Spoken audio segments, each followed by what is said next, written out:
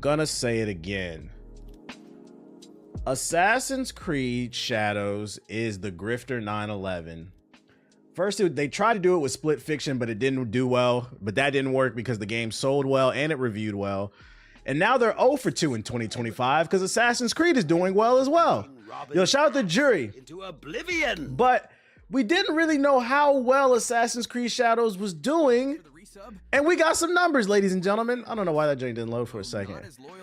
In the first 48 hours, or the first week, really, Assassin's Creed Shadows has sold over 2 million copies, which surpasses the launch of AC Origins and Odyssey. This is the second biggest launch, from my understanding, behind Assassin's Creed Valhalla, which is, you know, a feat in itself because that game sucks.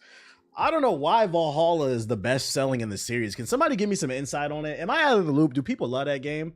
I thought it was 4 million. Well, this article came out 2 days ago. Is it 4 million? I don't know. Did it upgrade? 4 million AC Shadows. Nah, last I seen it was 2 million. Grum's calling the hotline. Nah, I think it's 2 million. But even still, that's still amazing. It's on pace. It'll probably sell at least probably 10 over its lifespan, maybe more. But people said this game was going to fail. It wasn't going to do anything. It reviewed well. The people who are playing the game seem to enjoy it. It's selling well. You got to move on. You got to get a life, man. You guys, some of y'all got to get a life. So now they're moving the goalposts. They're hopping in people's streams. Phantom is streaming that shit and he has a large audience. Phantom is streaming it. People are enjoying it. I'm not gonna lie. The more I play it, the more I enjoy this game. It's got some rinky, some raggedy shit going on about it. There's some areas where it is a little bit rough, but I'm enjoying the game. I'd argue this is one of the best looking games of 2025 so far. We're only 3 months in, but this is one of the best looking games.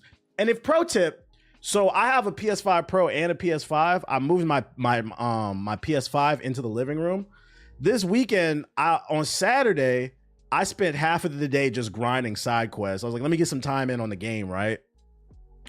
So I've played the base version of the PS5 more than the PS5 Pro. Guys, don't waste your money on the PS5 Pro. It's a waste of money. I mean, we knew it, but I have a 70-inch TV in my living room. I'm playing on the base PS5. The game looks exactly the same as the PS5 Pro. And it runs exactly the same. It runs buttery smooth, 60 frames. I'm not having any issues. So if you're feeling the need to upgrade, I don't really see it. I'm being 100% honest. This is why I be trying to tell y'all, let people like me be the guinea pig when these new products come out. If you don't absolutely need it, you're not a content creator, let me tell you the truth, because I'm not out here grifting. I don't see, I mean, there might be like, I noticed that it's a little bit less latency, but I think that had to do with my TV, because I'm playing on a monitor at my gaming setup. I'm playing on that TV. It's not built for gaming, but it really wasn't much difference in terms of price and performance. It's just not worth it. It's not worth it, man. We appreciate your sacrifice. Don't spend that $700, because I was like, I'm enjoying it. It's exactly the same shit. But yeah, it's a good game. I'm enjoying it. The more I play it, I feel like the more I'm liking it. I do stand on the fact that the voice acting is it is janky. I think that's a fair criticism. I think it's janky. I think some of the parkour could be better too. It's not the smoothest in the franchise, but it is good. But I think that has more to do with the architecture of Japan. This one is a lot more harder to do the parkour in the game, but it's just because Japan's so mountainous, so there's not as many buildings. So getting to some of the viewpoints is a little bit more difficult than in previous games. So like, it's kind of hard to judge that, but like the main criticism I have of it right now is just the voice acting is janky. But I played some side quests. I got to play, there's some side quests in the game that give backstory between Naoe and her dad. I played a couple of those missions and I got to play like a boss fight. It was pretty fire. I'm not gonna lie. The music is fire. I'm not gonna lie. I've been having a couple, luckily I haven't ran into any bugs. But I could see at the end of the year, this could potentially be in my top 10, not top 5. It's not on that level. Unless the story becomes fire, it's not on that level, but I could see it between a 10 and a 6 range, potentially. I don't see it top 5, but it's a good game. It's a good game, and anybody who says otherwise is a fucking liar, bruh. It's a fucking liar. I've seen people coming back from the dead right after killing them. Luckily, I'm not saying they don't exist, but luckily I haven't gotten any glitches. I did see one glitch of a dude jumped off a high point. He did the dive, the assassin's dive, and he dived into a boat and he phased through the boat. I thought that was pretty fucking funny. I've only seen like funny shit. That stuff doesn't bother me. That's not a reason to hate a game. It's Ubisoft. Bro, I put 20 hours in and I just got to the base building. I seen that glitch too. I like it's typical funny open world stuff, but I haven't had anything game breaking. I haven't personally encountered any type of glitches. I'm sure I will at some point. Yeah, that just happened to me too. And like I feel like people be using that shit to be like, oh look, see, this game is trash, don't buy it. Da, da, da. That rarely happens. And I feel like when we were younger, we used to laugh at that shit. Now it's fucking the worst thing to ever exist. Man, shut the fuck up and go find a new Griff. Let these people make these games that they want to make, and if they're not good, we'll criticize them. But if it is, it's important to give. If you take anything away from this conversation, it's important to show love when people deserve it, because that's bad karma on you. You putting a lot of unnecessary negative energy into the universe, just fucking lying, bro, and that shit's gonna come back to you. And let people enjoy what the fuck they like, man. That's why this shit sold 2 million copies. I wouldn't be surprised if it hits 5 million plus. Aha, you niggas lose. See you on the next one. So far, grifters are 0-2. Shut your bitch asses up. These niggas is in full-blown panic mode. They are moving the goalposts. They are fucking bozos, bruh. Fucking, and it was funny, too, because they tried to use this shit right here, too, right? This is how you know these niggas is in panic mode, because I was paying attention on Twitter this weekend. So they tried to say this game didn't sell well because on Steam, I think it was averaging like 50 to 60,000 players.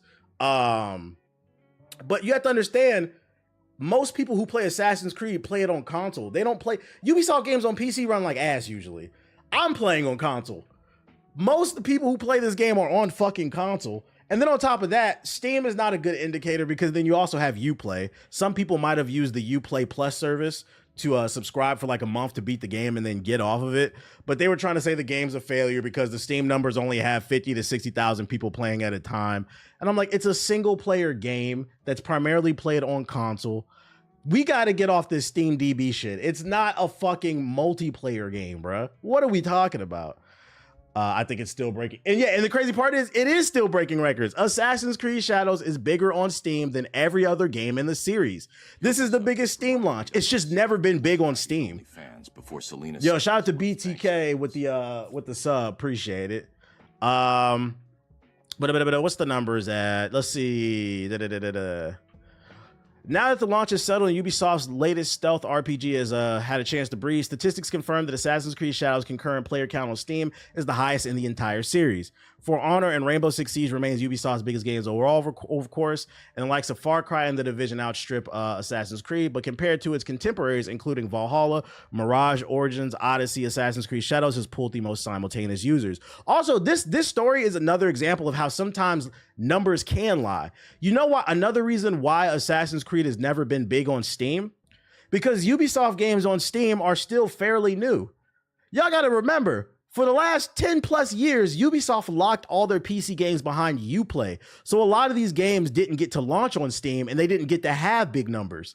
So only their more recent games. And this is why I say sometimes numbers do lie. But even still, this is one of the bigger launches. Like, what the fuck are we talking about? It's a single player game, not a live service game. It's a game people are going to play at their own pace.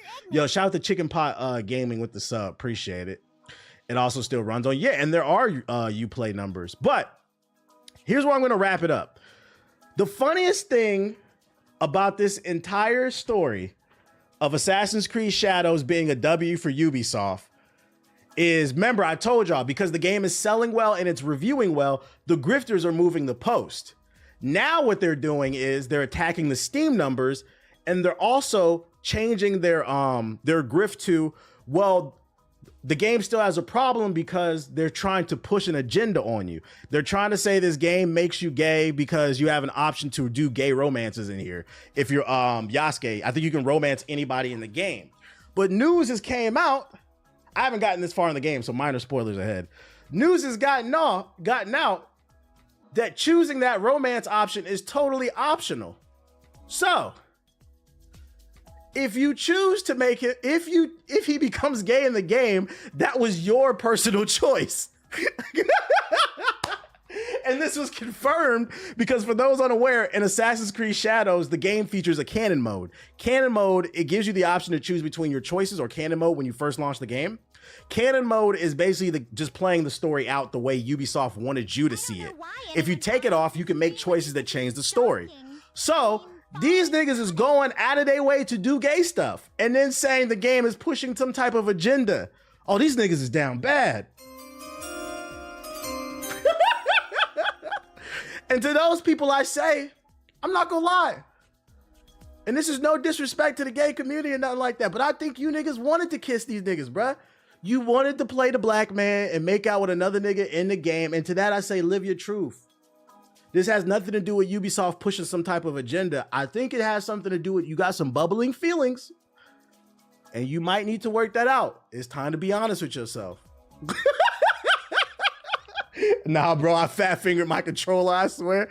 Niggas gotta go. And the crazy part is apparently it's only like one mission. Niggas is going out the way, bruh. Live your truth. Like I said, Grifter 911. Shit is fucking funny, bro. I don't see anything wrong with giving people the option to do what the fuck they want in an RPG. It's an RPG. If that's what they want to do with Yasuke, it's none of my fucking business. I don't care, dude. I do not fucking care. Spider-Man 2 all over again. Niggas living in the closet. They living in the closet, man. So that's your update on Assassin's Creed. Ubisoft, you're not out of hot water. I'm happy to see that the game is good, but y'all not out of hot water. Y'all got to get some more W's. I'm not sure about that new Rainbow Six 10X, whatever the fuck it is, but it's nice to see that they're taking a step in the right direction, because at the end of the day, I don't want to see them fail. It's just they've been failing. I haven't been watching Andor. I haven't been watching anything. I need to see an article in the sales because all they talked about is the players. Shout out to I lost your name. Fuck. Those widows are gonna go crazy all over the internet. Even when you try to tell them the truth, they'll downvote. It doesn't matter. Even one of their leaders, Asmongold, says he loves the game. Asmongold said he's gonna beat the game because he's really enjoying it. It's over. It's over. And they were trying to make that man hate the game too. Man, you don't got to pretend like you like the game. He said, no, I'm going to beat it. I like this shit. Shut your musty ass up, bro. All the biggest games they dropped this year, they said we have 1 million copies, not 2 million players. They might be including the Ubisoft Plus people. That's why. TBH gets, get the chance to gaze into Sonic's dreamy green eyes. Yo, shout out to Darth Misogyny with the $10 super chat. He says they got mad about Yasuke having a relationship with a married woman, but they never posted the entire conversation. So you said they editing the cutscenes too? You saying they editing them? Say it ain't so. The good news is, though, I will say too, I'm seeing a lot of pushback on social media. I've been seeing a lot of clips going viral of people just criticizing, like, yo, shut the fuck up. Can we get back to playing games? Like, I seen a TikTok this morning that said, yo, Assassin's Creed Shadows is fire when you don't got a motherfucker in your ear trying to tell you this shit is woke. I was like, that's funny, bro. That's facts, bro. Form your own opinions, man. Watch some gameplay and try to figure out, hey, is this for me? Be careful who you watch, man. Be careful who you watch, because like I said, a lot of these content creators have a lot of incentive. The moment millions and billions of dollars, content creation is a multi-billion-dollar industry annually. The moment billions of dollars came into play, you had to start being careful about who you listen to, because they have incentive to lie to you. I'd actually argue these content creators are just as, if not less, trustworthy than journalists, because these content creators are making way more money. Someone like Asmongold is making far more money than some random writer at GameStop, IGN, or Eurogamer. And that's why I'm like, y'all got to be careful about who y'all listen to, because when they see something working in a video, they're going to milk the fuck out of it just to turn around. This nigga milked Assassin's Creed Shadows for like a year just to turn around and say, oh, I like it. Now we have a situation where potentially people could be losing their jobs. A company going out of the business because you niggas was dick munching and lying on the internet all fucking for an hour or whatever. Yeah, I saw the Fighting Cowboy clip. It's rough out here, so you a real ass nigga for that, my nigga. But yeah, I saw the Fighting Cowboy clip. Shout out to him. I like that shit. We need more people to speak up. We need more people to speak up. I mean, I've been saying the same shit that he's been saying, but it's only when a certain demographic say it. I ain't gonna knock it because it's an ally. Oh shit. Let me see. Yo, shout out to the anonymous person with the gifted subs. Appreciate it. Hey, what I tell you niggas about gifting subs anonymously, bro? We trying to shout you out. Instead of donating. What's the Fighting Cowboy clip? He crashed out on stream. Let me see. Fighting Cowboy. See shadow. I don't know what's about to pop up. 1 second. Let me see if I can find it. Oh, here we go. Yeah, he went viral. I've never heard of this. I'll tell you this much. This is the first time I've ever heard of this content creator. I think I retweeted him too. He showed up on my timeline. It's a good first impression. This clip went viral from this streamer. I'm gonna make this clear. If you, I guess his chat was giving him grief about playing AC Shadows, just to give context. You're just coming here to get into this weird fucking race shit about a historical figure that existed in Japanese history. I'm just going to remove you. And guess what? That means you ain't going to be around for Kazan or Night Rain or AI Limit or any of that shit. Get blocked. I don't give a fuck Get blocked. what your opinion is of this game. I don't care.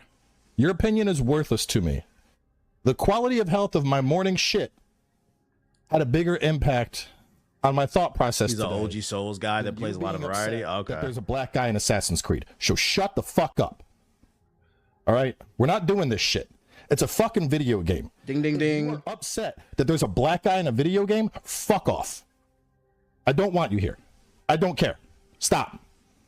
I'm not gonna. And I specifically like that he said, I don't want you here.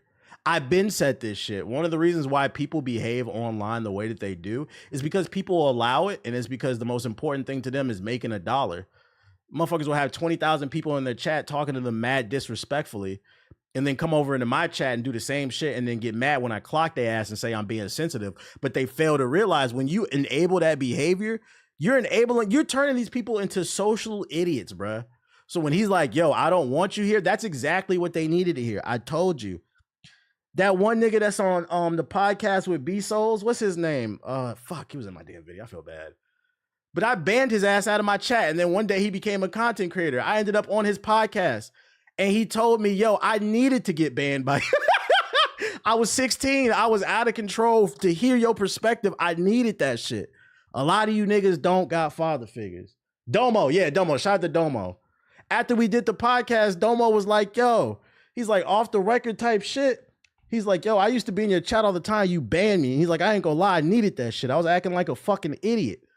A lot of you niggas don't got father figures, and you need them. I'm not saying it's content creators' responsibility to be people's father figures, but to some degree, you got to be a decent person and be like, yo, shut the fuck up. I don't want that shit in my chat, bruh. That shit's nasty. Keep your $5, bitch. I'm not doing this fucking argument. Every goddamn game these days.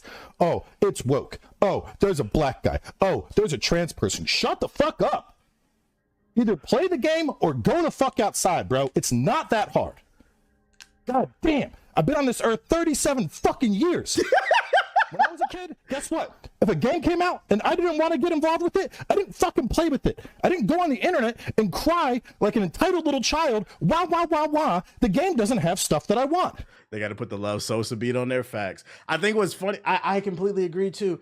Because like, I think the craziest thing about the grifting is I feel like grifters picked the wrong time to start grifting. And what I mean is there's so much content being released daily between video games, music, television, books, movies. It's too much content. Why are you so angry? You mean there's nothing out there for you? Even if there's no type of content out there for you to enjoy, get some bitches, my nigga. Get some fucking bitches. Hit the gym. You got a lot of frustration you need to work out, bruh. You probably need to bust a nut or something. Go rub one out. What are you so angry about? These are digitals and these are pixels. O's and ones. What are we talking about? So shut the fuck up and leave, bro. I get my jokes off here and there, but I don't be dragging shit, bro. Like, come on. We live in a generation where people bitch just a bitch. And that's what make him a bitch. So yeah, shout out to Fighting Cowboy. That was the clip that went viral from him. He was talking about Assassin's Creed. Oh shit. I think they rubbing one out too much. That's the problem. That might be too. Niggas need to wash their hands. Anyways, he said he's invited to the cookout. He cool. My man said he just want to play his games. God damn. Look at the likes, cloud us up. Let me look at the likes. This nigga said, look at the likes. Hold on. 665 views and 186 likes. What am I clouting up, JC? That's 1/6 of the viewers. That's 1/6. That's 1/6. Do they still teach fractions in chat? In school, I mean? We should be at least 50%. At least 300, 350. That's not a good ratio. Do they teach that in school? Ratios? I don't know, buddy. Stop. He said no, sadly. You should have Fighting Cowboy on the pod since he plays a lot of games. We might have to make that happen. Somebody clip this. Tell him he's welcome on the stream. I mean, on the podcast. Other news I got for y'all. I don't like that view count. It was 666. Yeah, get the views up, chat. Hit the like button. That's how you get the views up. Hit the like button. We got an update on the Nemesis system. Ex-Warner Bros. Executive reveals the real reason Shadow of Mordor's much-loved Nemesis system was created. In a new video, Laura Fryer, former vice president of WB Games, who oversaw the publisher's Seattle studios at the time, talked about her time with Monolith. While discussing the way trending chasing affects the industry, Fryer mentioned that chasing trends is what literally led to the Nemesis system. Only Sonic wields that type of power. Shout out to Psycho with the sub. This money will go towards a 23andMe kit. I know I'm black, but I need a DNA test to reveal if I'm Taco Fall black or just Blake Griffin black. Yo, shout out to Jig with the super chat. Big $5. I appreciate you, dog. He said, thank you for being one of the few people who speaks out about shit that really matters. Hit the motherfucking like button. I appreciate the words. You know, the crazy thing is, I don't even be feeling like I be talking about nothing deep. Just be decent, bro. Be a decent person. I ain't asking nobody. Like when I talk about like political stuff, I'm not asking you to be a political scholar, but you know, we got people out here telling government secrets in a damn Signal group chat. Just be aware of it, so you know when it comes time to vote, you can vote these niggas out, bro. Yo, shout out to Just Call Me Steph. Just don't be ignorant. Pay attention. It's not that deep. It's not that deep has been one of the most damaging phrases to enter the zeitgeist of conversations of society. Because that's led to a lot of the rise of anti-intellectualism. It's not that deep. You'll start having an actual, like, what you mean you don't want to have a deep conversation? You only want to talk about basketball? I don't want to talk about basketball because right now it's the playoffs in my fantasy league and half of my team wants to be either sick or injured. I'm probably going to lose for no fucking reason. So I don't want to talk about basketball. That shit is making me hate the NBA. Niggas is sitting out for rest days. You're making $200 million, bitch. You can rest when the season's over, nigga. You ain't injured. It's always that deep, but niggas don't want to think. Pretty much. If you start thinking and you start getting deeper, it'll make you a more ignorant. It'll make you a more interesting person. People will want to get to know you. Like, you can't get no bitches because you're not interesting, bruh. Like, yeah, you know all 1,000 Pokemon. What else do you know? That, and I ain't reading all that. This shit is crazy, bruh. It's especially crazy because you don't even gotta read all that. You could throw it in the AI and say summarize the text into bullet points. Niggas still won't do that. You can't even get the gist of it. God, let's get back to this though. While discussing the way trend chasing affects the industry, Fryer mentioned that chasing trends is what literally led to the Nemesis system. At the time, used game sales were a hot button topic. Companies like EA and Ubisoft were taking measures such as selling season passes to counteract an active used game market. Fryer says a sales drop-off for Rocksteady's Arkham Asylum was attributed by analytics to a theory that people would play the game, then return the disc to a retailer. Yeah, because niggas is broke. I used to do that. Played a lot of games back in the day because of that shit. I got in trouble eventually. I had to stop going. You got to switch it up. I used to, because like when I was like in middle school and high school, you know, they say you got like 14 days. Some stores you get like a month. I used to try to beat the game within 14 days, then take it back.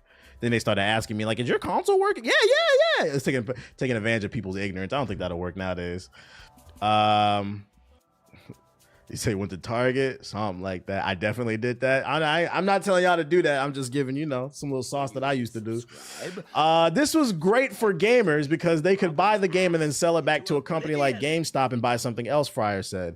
It was great for GameStop because they sold that used game at a discount and they pocketed the money. For game developers, though, it was a disaster because they weren't getting paid for every game. They were only getting paid for the first copy sold. They lost millions of dollars. This is where the Nemesis system, according to Fryer, came about. Faced with secondhand game sales and potential losses, how does a studio encourage players to hold on to their game? Memorable experiences, it seems. My only counter to this is like, I don't understand what the sales of GameStop has to do with your sales. Okay, like let's say you put the Nemesis system in the game, right? And I don't sell it at GameStop or to a friend. If I hold on to the game, you don't generate any extra sales. I'm lost by this. What are you talking about? Yo, shout out to Black Magic with the sub. With Shadow, we face the same problem, Fryer said. How do we create a single player game that's so compelling that people keep the disc in their library forever? We knew Monolith's game engine wasn't yet capable of having a fully open world like GTA, and this team wasn't interested in going the multiplayer route, but we still had to solve this for a constraint. And this is thinking that led to the Nemesis system, arguably one of the most creative and coolest game features in recent memory.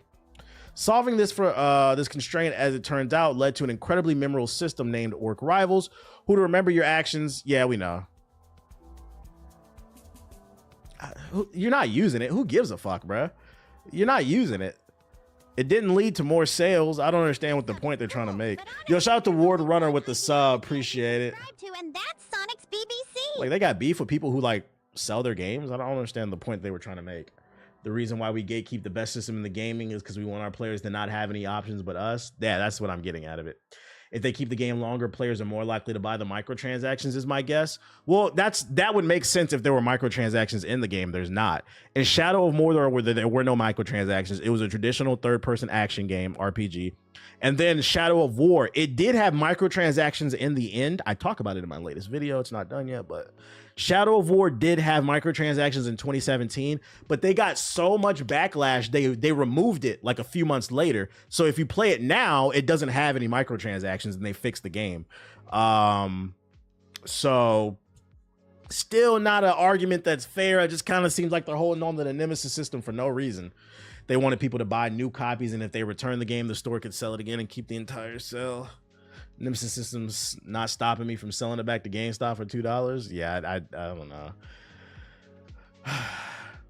I guess. Like, if I bought the game and I take it to GameStop, I'm not going to go buy it again 6 months later new. Like, I'm just going to get it used if I want it. But if I sold it, I most likely don't want it. A kid is not thinking like that. A kid is just thinking about getting their next fix. They don't have as much money. Adults are more likely to just hold on to the disc. Ones that are employed. Shout out to all my employed niggas in the chat.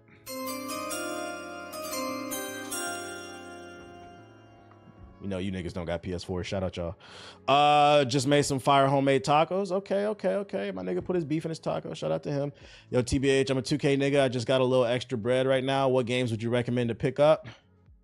It depends on what you into, bro. Assassin's Creed is good. That just came out. Split Fiction if you want to play co-op with a friend. Monster Hunter. You can't go wrong with those three. Monster Hunter, Split Fiction, Assassin's Creed, Shadows. One of those.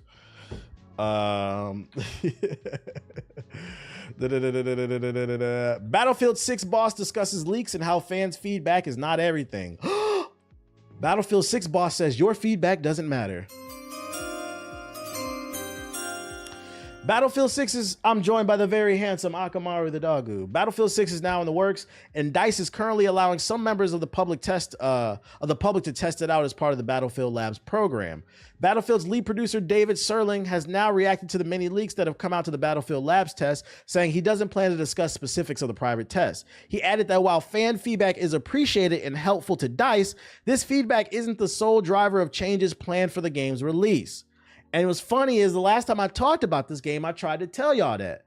I've never met anybody on Earth 1, 2, or 3 that's ever blown up in the content space from leaking shit. You know what happens when you leak shit? You get blackballed in the industry. And to add insult to injury, this nigga said we might not even listen to you. You leaking our shit. You giving feedback. We might not leak you. You said I'm multidimensional. Yeah, most real niggas are. You didn't know that? You probably not one. Posted on social media, Serlin reminded fans that Battlefield Labs exists for a reason, and the reason is to allow developers at DICE to refine the experience ahead of launch. Any footage that is leaked out of its test is not necessarily representative of the games that fans will enjoy one day to play. This Battlefield may look to play one way, but I assure you it also has many layers you need to play to perceive, Serlin said. A key reason to use something like Labs, allowing us devs to find the best possible outcome of designs. Translation, this product is unfinished. What you played today may not be what it is tomorrow. And even if you make a suggestion, we're not listening. Stop leaking our shit. This is not the final example. I played plenty of games early, and then the final game came out, and I noticed things that were completely different. It happens. That's the and one thing I will give them about this, I think Battlefield 6 is a real, I don't know if they're calling it an alpha or a beta, but this is, let's just call it a beta. This is a real beta because I think we're at least a year and a half out before the game comes out. So they're letting you test the game early enough to whatever feedback people give, they can actually implement it. Versus like when Call of Duty does a beta, that shit's not a beta, bro. They do that shit. They do the beta 2 weeks before the game comes out. They're not changing anything. That's a demo. It's just a sales pitch. I think this was also geared towards those who ain't even in the labs. They just on the sidelines judging. Yeah, he's saying don't judge it too hard because this is an unfinished. We gave y'all the opportunity to try it out early. Chill out. Also, don't buy the microtransactions and fucking skate. That's a real alpha, beta, or whatever. Don't buy the microtransactions. That's the feedback. You said or 2K. But half y'all slacking on the like button. Hit that shit. Hit that shit. You also die if you leak Nintendo. The Nintendo Yakuza is real. Don't play with them, bro. I'm worried about the game since most of the original talent left after Battlefield 1. Plus, I think the current director worked on COD. You know what's funny? That's a big issue across the industry. It's not just DICE. A lot of these studios, they have the name of the studio, but it's not the same talent, you know? Bungie, 343 Industries, shit, DICE, like you said. BioWare is a great example. The BioWare of today, you know what's the best example? Rare. BioWare and Rare are probably the best ones. The BioWare of today is not the same BioWare that made Jade Empire, KOTOR, and Mass Effect. Same thing with Rare. The Rare today that's making shovelware and that goofy ass pirate game, that's not the same Rare that made Banjo-Kazooie. A lot of times, you know, talent comes and goes, and before you know, 10 years later, it's a completely different team under the same umbrella. The industry has a high turnover rate due to crunch time, people not getting paid a lot. Last time I read, a couple years ago, the average game developer makes $70,000. I don't know what it is now. Let's see, average game developer salary. It's gone up. So let's see, the average salary of a game developer in the US is around $108, with salaries ranging from 80. Oh, so the starting is 80 to 124. So it's about the same. And to be fair, that's not a lot of money. Because if we adjust it for inflation, that's about, like I said, the last time I checked, 70,000. If we adjust that for inflation, this is the same amount of money. And then also it depends on where you live. A lot of these game studios are usually on the West Coast. It's more expensive, or they're in major cities, either on the East or the West Coast. They're more expensive. You got taxes. And then on top of that, you're working crazy hours. A lot of these developers don't get to see their family, especially during the final 3 to 6 months of development when they're crunching, they're trying to get the game. It's crazy. It's crazy. He said, I can attest. See, he's a developer. Not a lot, especially knowing you could lose your job at any moment. Oh yeah. And then you could make a fire ass game too. Imagine not seeing your family for damn near 2 years. You make a game that sells well. It's really good. One of the best games of last year. Hi-Fi Rush. And then the studio, the publisher that owns you, gets rid of the team. Like I said, it has a high turnover rate. So what happens is a lot of these studios share the name of the studio, but not necessarily the same talent, the passion, the vision, because people are getting fired left and right, even though something is successful. The union, there's no union from my understanding. Like, it's rough out here, bro. How many game studios or even satellite offices are physically in the US? I couldn't give you a number on that because you got indie studios now. There's so many goddamn studios. But I mean, There's certain ones, you know, like I'm pretty sure Sony Santa Monica is in LA. Like, I know Epic is in Raleigh, North Carolina, because I went there. I know there's a handful of studios in Texas. A lot of them are in the Cali area, though. Have you watched Solo Leveling? I have not. I have not. Valve is in Seattle. So is Microsoft. Although Microsoft is technically a tech company, but you know they own Xbox, so you could throw that in there. Japanese studios have headquarters. Like Capcom has a headquarters in LA downtown, but Capcom is still a Japanese company. It depends. Rockstar is still in New York. EA's in Redwood. Well, EA is all over the place. EA has a bunch of campuses. EA has one in Redwood, but then they also have one in Vancouver. Same thing with Ubisoft. They're in Toronto, Montreal, I think Vancouver as well, Paris, the infamous Singapore team that made Skull and shit. It depends. They're all over the place. Bungie's in Washington. They are. There's a good amount of studios, but they're mostly going to be in like major cities. Bethesda's in Bethesda, Maryland, which is a DC suburb. NetherRealms is in Chicago. I did not know that. So imagine making 80,000, you know, in Chicago. That's an expensive city. You're probably just getting by and you barely get to see your family. It's a rough job. It's a rough job and a lot of people quit. So if you're wondering why, if you feel like the quality of games have gone down, it's because it's like a new generation of developers that may not have the passion that the old ones did. We got an announcement for a new game. Any CSGO fans, well, Counter-Strike fans of the original Counter-Strike. Counter-Strike Legacy was recently announced. Counter-Strike Legacy is a free community-made classic old-school tactical shooter built from the ground up on Valve's public 2013 SDK with 100% custom game modes and game assets. We're not affiliated with Valve, blah, blah, blah, blah, blah. Fan-made one. I thought you were low-key lying about the PS4 players until I saw a video of someone ranting about Sony preparing to cut service and him saying the PS4 is better than the PS5. I'm not. I'm a PS4 racist, and I'm proud. I think 5-10 years from now, and maybe I'll do it if I got the funds. There needs to be a documentary produced about the psychological, what's the word I'm looking for? The psychological attachment some of you broke ass, bitch ass, lame ass, no bitch getting ass niggas have to that PS4.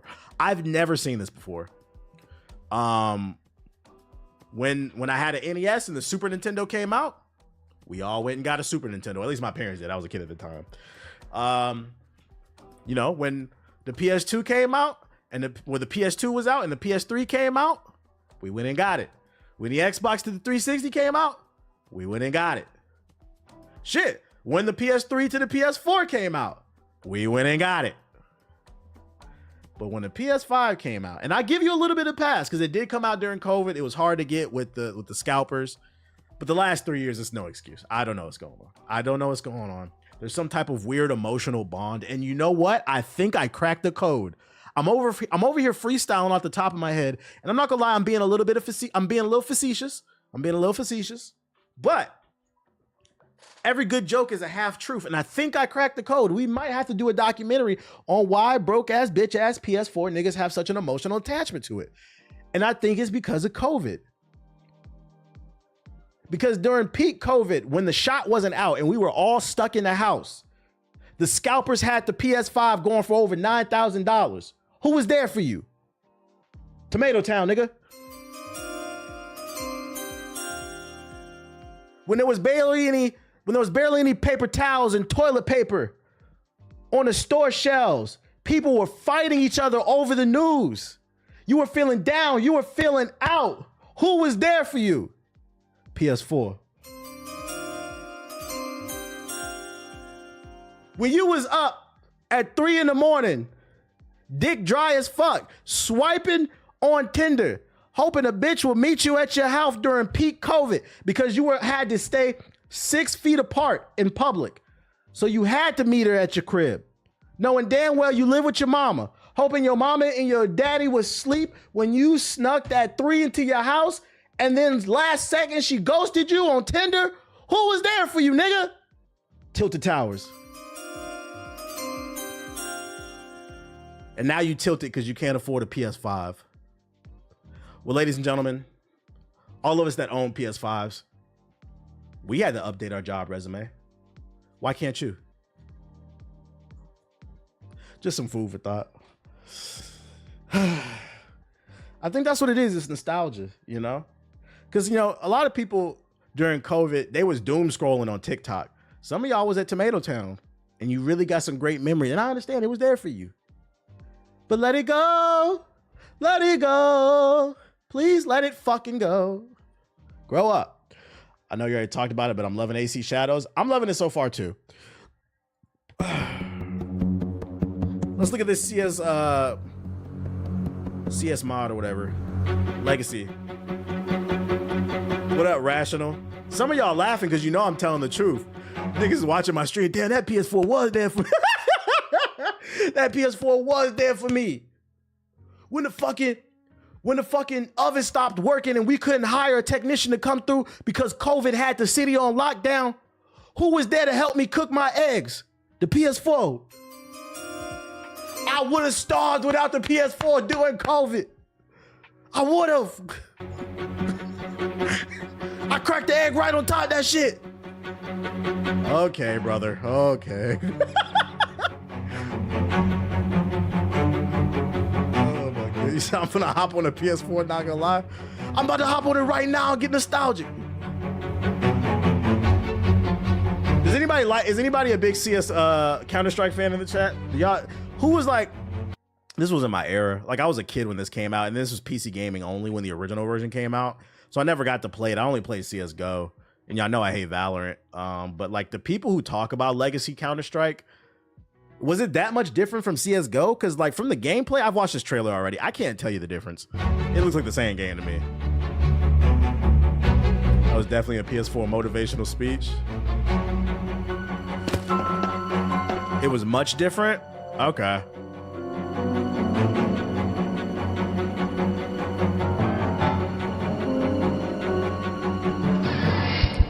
The fans said they're gonna do it themselves. Maybe it's this trailer. To me, it looks like CSGO.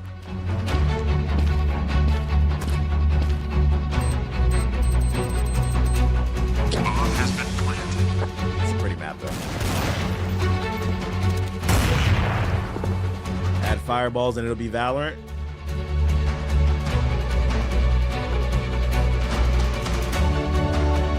The Source engine built from the ground up.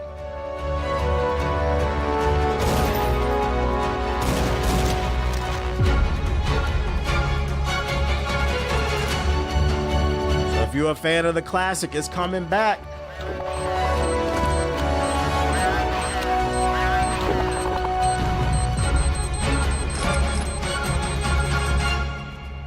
Looks like CSGO to me. I don't know. I got a code for an Xbox game, but willing to try it out. It's Yakuza spinoff called Judgment. I think you'd enjoy it. I appreciate the offer, but I don't got time to play it. Right now, I'm playing Yakuza Pirate, bro. I ain't even beat that shit. I appreciate it, but I'll pass. It looks like CSGO to me. What the people saying? Finally, CS 1.7 is coming out. Finally, Counter-Strike 3. The perfect definition of fine, I'll do it myself. The original Counter-Strike sounds bring back some crazy good memories. Our childhood, now in Ultra HD. They're excited for it. No clowns, no skins, just pure aesthetics. Perfection. Holy shit, the pool map brings back so much memories. Jesus Christ, you guys kicked the balls. Damn, this got the boomers going crazy. This is going to be a Gen X classic. Hey, I'm happy for y'all. Whatever floats your boat. If you like it, we love it. Just making you aware that it is coming. It's called CS Legacy if you're into Counter-Strike. But yeah, this wasn't my childhood. I was playing fucking Super Mario World and shit like that. And then last but not least, since we were talking about PS4 niggas, I got some other good news for you. All broke bitch ass PS4 niggas, come to the front. Over the weekend, breaking news happened that DoorDash is partnering up with credit lender Klarna to allow you to take out a loan to DoorDash you some chicken nuggies. And because we know the average PS4 nigga doesn't know how to cook because you live with your mom and dad and you're too busy grinding last gen 2K, that's right, it's last gen, you're more than likely to order some chicken nuggies. DoorDash users will be able to take out a loan to pay for lunch after the company struck a deal with Klarna. Customers will be able to split a payment into 4 interest-free installments, or defer payments to a more convenient date. Taking out a loan to buy lunch may be the most insane thing I've ever heard. That's right, ladies and gentlemen. If you want to order a pizza from Domino's and it costs $12, you can break it down into 4 easy payments with no interest. And if you can't pay it, you can defer and file bankruptcy on that pizza, nigga. I refuse to believe this shit is interest free. Who got the full document on this shit, bro? Hold on. Let's watch this video. There's got to be a catch to this, because how do you make money on this? There's got to be a catch to this shit.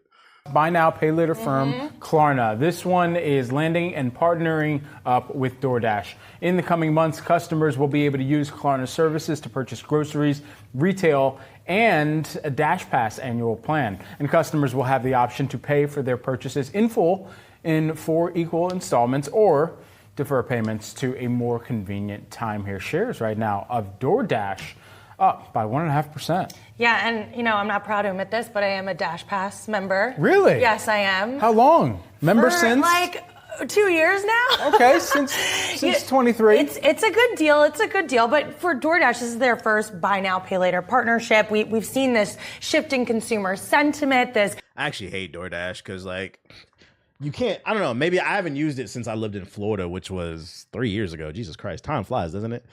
But the last time I used DoorDash, and I don't know, have they updated the app? You can't track your food. I prefer either Uber Eats or what's the other one? But you can actually see where your driver is. Like, I remember with DoorDash, it would only tell you the food is on the way, and then you just had to hope that nigga found you. I hated that shit. No, I don't use Grubhub either. That shit is ghetto. Decrease in consumer confidence, this expectation that we're going to have inflation elevated. You can track it now? Long term. Okay. We know that a lot of consumers, they've been pretty squeezed when you go to the grocery store. So the fact that we're seeing this buy now, pay later partnership for DoorDash, I think could be a positive, hence the share up. Damn, you haven't been on it in a while? Yeah, because I can cook, nigga. Matter of fact, I sent my picture. I said I cooked a dish the other day, and I sent a picture to my girl. I said, type shit. She said, you made, what the frick? You made that all by yourself? Yeah, your nigga can cook. Come over here. Come get a plate, girl.